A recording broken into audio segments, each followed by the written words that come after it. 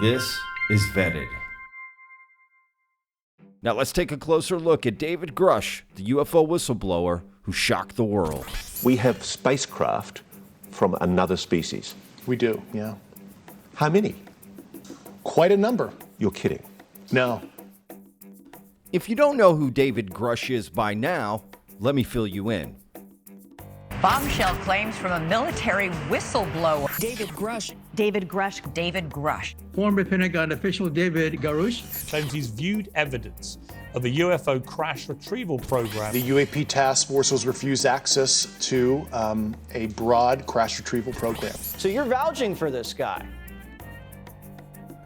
What incentive would so many people with that kind of qualification have to come forward and make something up? Secrets he says no one has ever shared publicly before. These are retrieving non-human origin technical vehicles, call it spacecraft if you will, non-human, exotic origin. Non-human origin. So you would think things like actually having alien bodies would be much more significant evidence of there being aliens. No evidence has been presented at all. I don't want to be proven wrong about aliens. What is there to these claims that have been made? If you're following stuff about aliens and about UFOs and what U.S. lawmakers are saying about all of this, things are very confusing right now. Are we alone?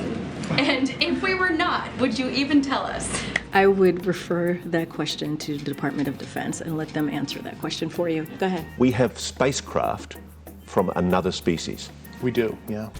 Alien spacecrafts. Certainly interesting. This is a complicated story with claims that would fundamentally change our reality. So let's vet the interview that started this whole thing. The News Nation interview presented by journalist Ross Coulthart. Before we get to the interview, first let me tell you a little bit about Mr. Coulthart and how this News Nation interview came to be. Ross Coulthart's About the Author excerpt from his latest book, In Plain Sight, which I highly recommend, states, Ross Coulthart is an award-winning investigative journalist and writer. Coulthart has won 5 prestigious Walkley Journalism Awards, including the most coveted top award for Australian journalism, the Gold Walkley. He's one of the most well-respected names in the UFO community, which makes his interview with David Grusch all the more captivating. And how did this interview come to be anyway? Here's Ross on his own podcast, Need to Know, explaining how the interview came to be. Who is this guy exactly? Well, you put him on camera. How did you find him and get him to do that? You might remember I told you once that in my book as well, I talked about a guy called Nat Kovitz. Yep. And Nat was one of the chief geeks for the US Navy. And he was dying, and he gave me leads. And I've never spoken about this before, but he gave me leads that led me to people working in what they purported was a secret program involving the retrieval and attempted reverse engineering of non-human technology. And I've been speaking to those people for some time, and it was they who told me about Dave Grusch, and it was they who vouched about Dave Grusch to me. Aside from the News Nation interview, there was an article published in The Debrief by journalists Leslie Kane and Ralph Blumenthal with the same basic claims made in the News Nation interview. Their names might be familiar because they wrote the 2017 New York Times article that brought the UFO topic into the public domain in a reputable way. There was also a Dutch newspaper interview, which is worth checking out, but the same basic claims are covered in the News Nation interview. And then there was a clip of a backup interview that was released on the Need to Know podcast. Apparently David Grusch and Ross Coulthart got together and did some sort of a backup interview in case something went wrong. So here's a clip to further explain.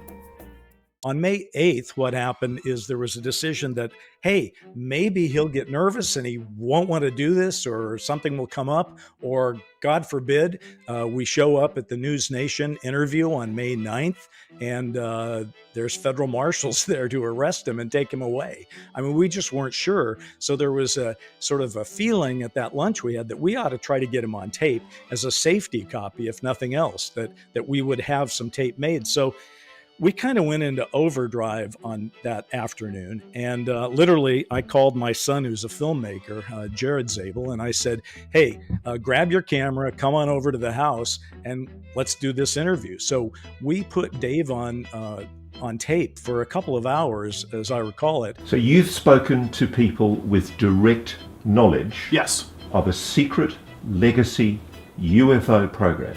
Correct.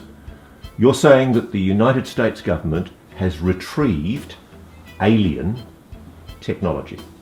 Yes, the assessment was non-human, presumably extraterrestrial, but we do have retrieved non-human material and craft that we have in our possession. Do we have alien bodies? We do. And as always, don't worry, we'll put links to all of this in the description. Now let's get to the interview that shocked the world. David Grusch has basically made three main claims. That the United States has crashed UFOs, there's been a secret Cold War, and a massive cover-up for all of this. So let's break down each of these claims. Number one, that the United States has UFOs. So basically he's saying that the United States has had crash retrieval programs, secret black ops programs, Black Monday, funded outside of normal U.S. government channels, and that they've been going around the globe and collecting this material, craft, whether it be whole, intact. Some have crashed, some have landed, some have even been abandoned, he said. And also that inside of these craft, there have been dead aliens, dead pilots, as he calls them. What conclusion did you come to at the end of your time on the UAP task force? The UAP task force was refused access to a broad crash retrieval program. When you say crash retrieval, what do you mean? These are retrieving non-human origin technical vehicles, call it spacecraft if you will, non-human, exotic origin vehicles that have either landed or crashed. We have spacecraft from another species. We do, yeah. How many? Quite a number. You're kidding. No. Grusch alleges the U.S. government has recovered non-human craft for decades. He's filed a whistleblower complaint saying he gave what he calls the classified proof to Congress and the intelligence community inspector general. NewsNation has confirmed David Grusch's credentials and resume. We've not seen or verified the alleged proof he says he's provided to investigators. He says he can't show us the proof for national security reasons. He also tells us he's not seen photos of the alleged craft himself, but has talked extensively with other intelligence officials who have. Do we have bodies? Do we have species of Well, non-human? naturally, when you recover something that's either landed or crashed, sometimes you encounter dead pilots. And believe it or not, as fantastical as that sounds, it's true. Claim number two, there's been a secret Cold War. Basically, the U.S. and other adversary nations have been competing to try to get these materials, right, and these bodies, and then try to reverse engineer this technology, which is really the key to all of this. He says our geopolitical rivals have their own crash retrieval programs. We're in a competition with their adversaries to understand this, and it's a multi-decade Cold War that has been under our nose for so long, and there is no good way to level the playing field and hold other nation states accountable if they're doing unethical or illicit activity as it relates to this subject. And I think the obtuse secrecy is actually putting us in a very dangerous position where a country might make a breakthrough. Let's say it's an adversary of ours, and it is so destabilizing. The secrecy is the main reason Grusch says he is coming forward. He's concerned Congress is being kept in the dark, and it's a matter of national security. This is not a question I had on my bingo card last week. It is not my sweet spot. Although I am a defense appropriator, I am part of classified briefings. This is nothing that has come up. I saw the report. It sounds fascinating, but if there's anything there, we gotta investigate. Just like we would investigate a foreign country that has a balloon over our sky. And number three, a cover-up. Now, this involves thousands of people and different governments across the globe, and murders. Let's be real. He is saying that different governments, our own included, has murdered people to cover this up. He also says that the aliens have murdered people, so that they're not all friendly. That is quite disturbing and scary. So not sure what to make of all this. If you're telling us the truth, everyone, the entire American public, has been lied to for decades. Yeah, there's a sophisticated disinformation campaign targeting the U.S. populace, which is extremely unethical and immoral. You are saying to the human race, for the first time, an official intelligence representative at a high level from the US government is saying publicly, we are not alone. We're definitely not alone. Absolutely, the data points empirically that we're not alone, yeah. I thought it was totally nuts, and I thought at first I was being deceived. It was a ruse. People started confiding in me. They approached me. I have plenty of current and former senior intelligence officers that came to me, many of which I knew almost my whole career, that confided in me they were a part of a program. They named the program. I've never heard of it. And they told me, based on their oral testimony, and they provided me documents and other proof, that there was, in fact, a program that the UAP task force was not read into. I've been told that there have been attempts to bring down craft, that we've acted offensively against non-human craft. There have been instances, and there are certain techniques. Have human beings been hurt or killed by a non-human intelligence? While I can't get into the specifics because that would reveal certain U.S. classified operations, I was briefed by a few individuals on the program that there were malevolent events like that.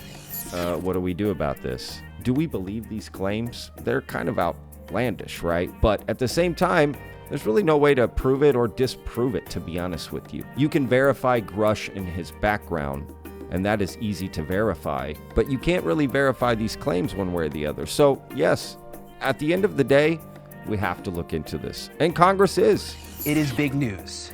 Senator Rubio says Grusch is not the only high-level government official to come forward with these kinds of claims.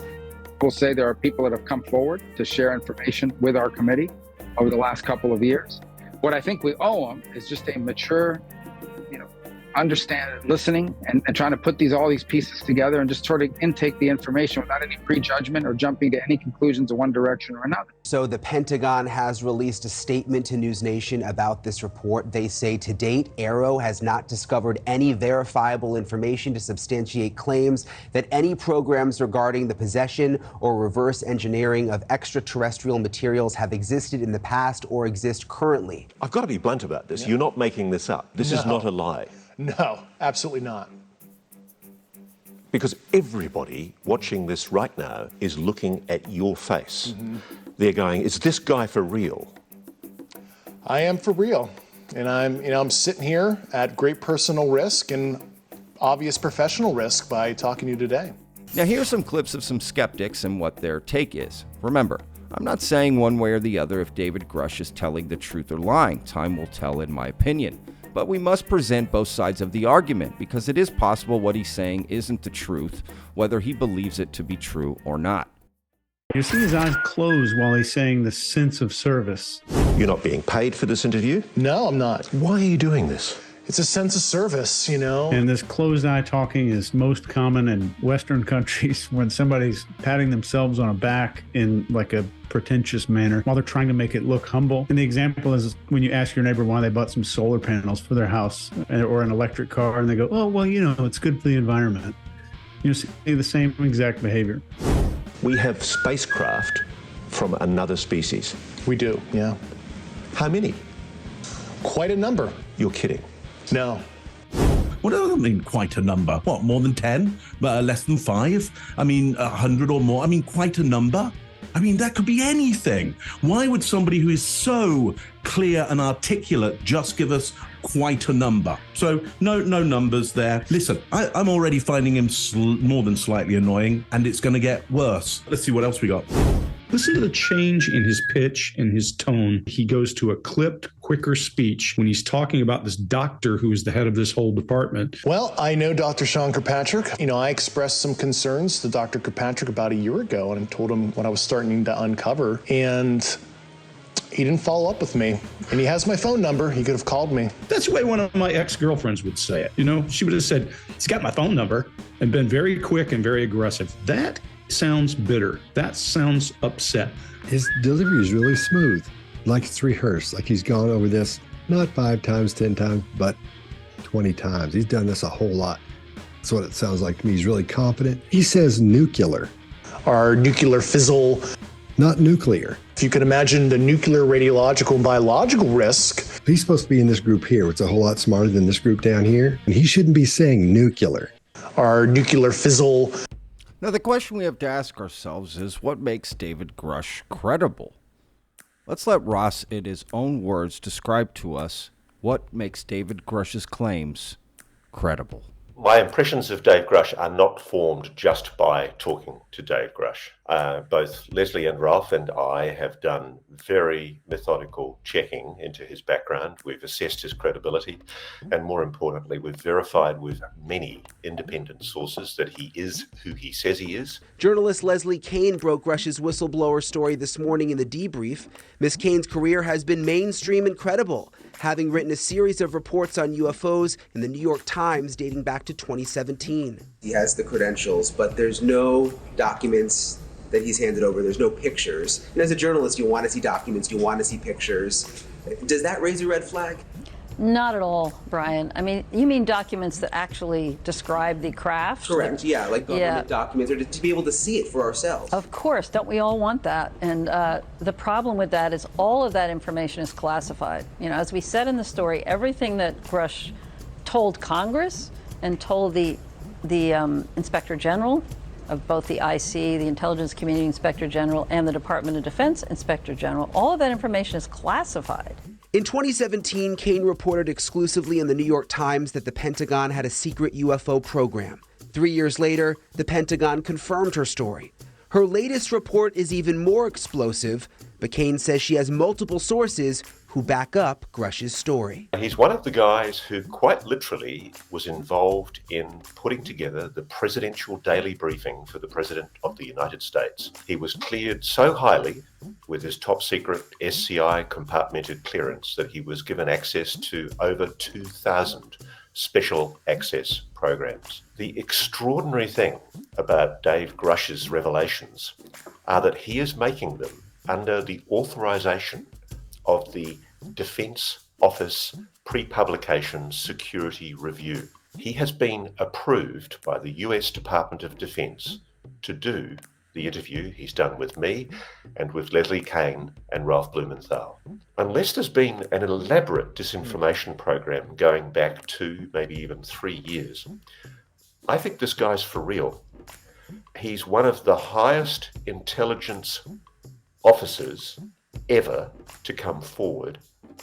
In fact, I think he is the highest intelligence officer ever to come forward on the issue of UAPs. I believe it because of all the sources I have who have told me the same thing. So who am I to doubt these very, very high-level people who have been inside these programs for decades, have done their work, and are all telling me the same thing? I mean, I don't think there's some kind of a conspiracy among all these people who don't know each other to make something like this up. And one of the reasons why I think we should give him huge credibility is because I've been able to confirm, and so have Leslie and Ralph, that Dave's allegations made in a secret hearing to the Inspector General of the intelligence community have been verified to be both urgent and credible. We'll keep updating you on the David Grusch story and the UFO disclosure movement he's starting. Word is he's about to testify at the end of this month, July. Let's wait and see.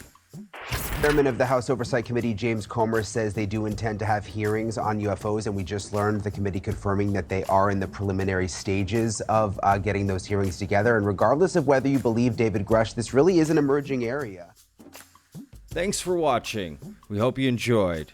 Please subscribe if you want to support us. Follow us on Twitter at Vetted Podcast.